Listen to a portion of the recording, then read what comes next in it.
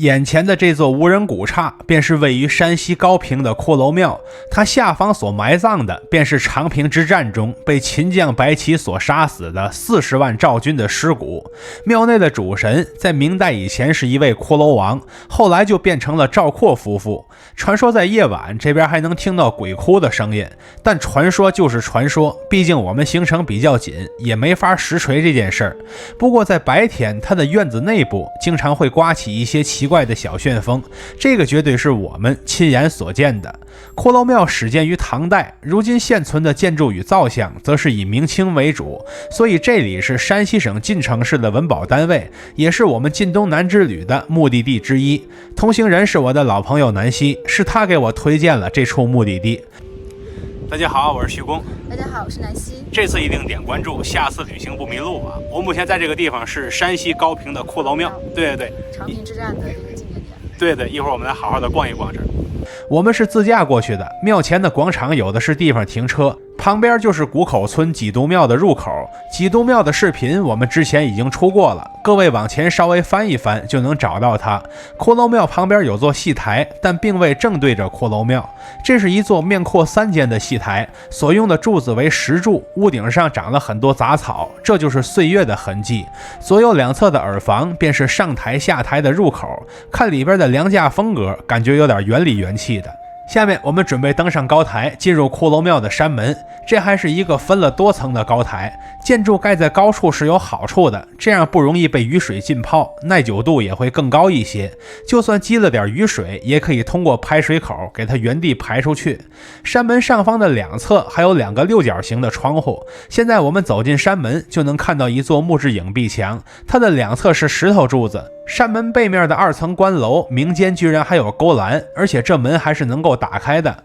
2层的关楼是可以上去的，有人提前准备了梯子，但登上去之后发现里边什么都没有，整个2层全是空荡荡的，也就看看梁架而已。这边的梁架造型粗壮而弯曲，继承的也是元代的梁架画风。绕开影壁进入院子，就能第一时间看到院子地上的旋风，它吹着一些奇怪的黑色物品在原地旋转。这边除了我们俩之外就没有别人，所以看到这玩意儿心下还是有点发毛的。如今骷髅庙的东西配殿已经被改造成了展厅，那我们就按照顺序先走进东侧的第1展厅。这个展厅的内容讲的是战国时期秦赵争锋的往事。在战国七雄，也就是齐楚燕韩赵魏秦7国中，秦国是位于西方的一个强国，另一个强国赵国则在秦国的东边。在秦国东进扩张的时候，赵国自然是首当其冲。其实不光是赵国，3晋距离秦国都很近。六国论里说过一句日削月割，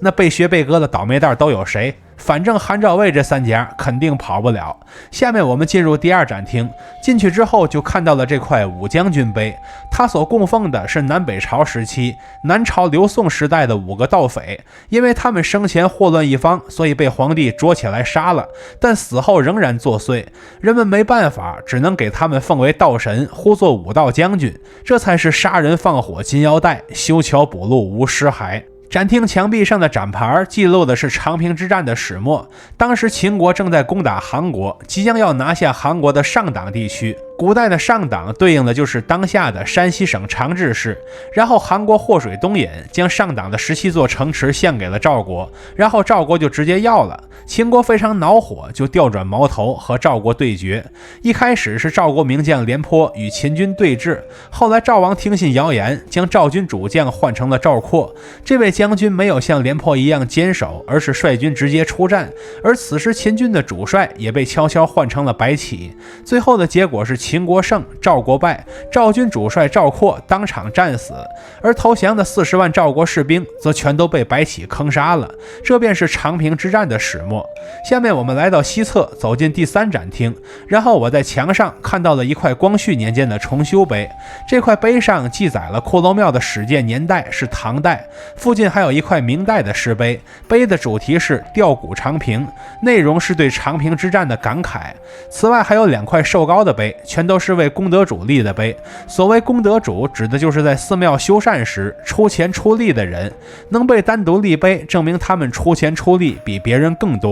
看来这个第3展厅就纯粹是一个碑刻展厅了。然后我们走进第4展厅，这个展厅里边介绍的是和长平之战相关的旅游景区开发。这里提一嘴，古代的长平其实就是如今的高平，所以高平这边也基于这段历史开发了很多相关的景区，其中的大凉山我们恰好是去过的。当时我们看完铁佛寺，顺便就去了附近的定林寺和七佛窟，结果下山的时候发现道路被一辆火车堵住了，正好趁这个机会吃点东西，结果吃完之后火车还没走，我们就换了个方向开车，误打误撞走进了大凉山深处。这个看起来倒像是个景区的入口，如今回头看去，骷髅庙里所提到的大凉山景区说的应该就是它了。走出第4展厅后，我从它旁边看到一个牌子，上边介绍了高平当地的美食白起肉。因为白起杀了40万赵国人，当地人便用豆腐刀割油煎，并把它命名为白起肉，来发泄对白起的愤恨。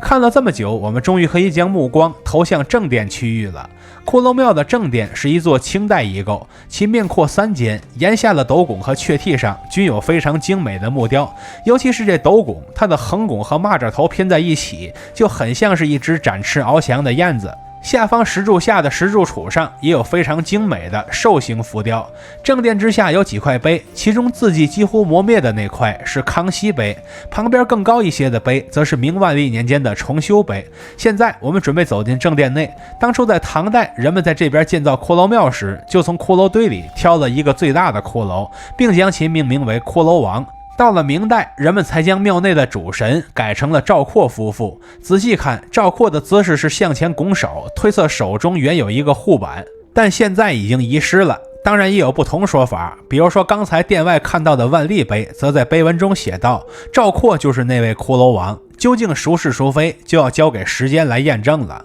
我们再看屋顶的梁架，发现这边的木料看起来都比较新，想来近一次修缮的日子也不是很遥远。不过我们在殿内只能在屋顶中间看到一处清光绪年间的修缮题记，而且仅此一处了。走出正殿之后，我们进入东侧的垛殿，发现这里边供奉的是几尊严重破损的造像，已经看不出来是谁了。两侧的知识展牌上则是那些与长平之战相关的成语。我是第一次知道，原来立令智昏这个成语说的竟然是接收上党17城的平原君。至于毛遂自荐的故事，大家都很熟悉了，就不再赘述了。现在我们再去西侧的垛殿，这边的神像同样也都是严重破损的。我发现神像的材料除了木骨泥堆之外，居然还有干草。附近的知识展牌上记录的则是与长平之战相关的那些地名。将来如果再来高平，如果到这些地方逛逛，倒是也挺有意思的。至此我们就看完了一整个的高平骷髅庙。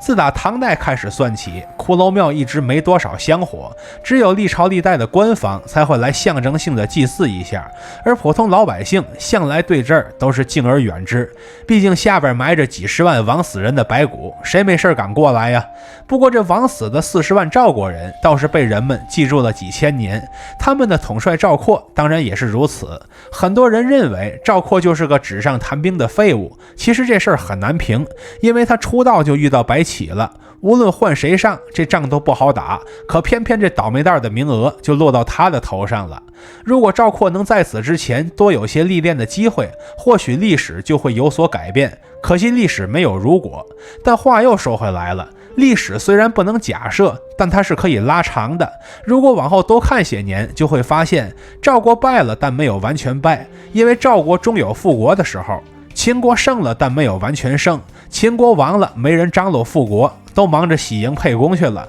战国七雄之中，秦死的比谁都彻底，这就是不拿人当人的报应。他只会迟到，但绝不会缺席，这便是历史告诉我们的事。欢迎订阅我的频道，和徐公一起读城，一起旅行。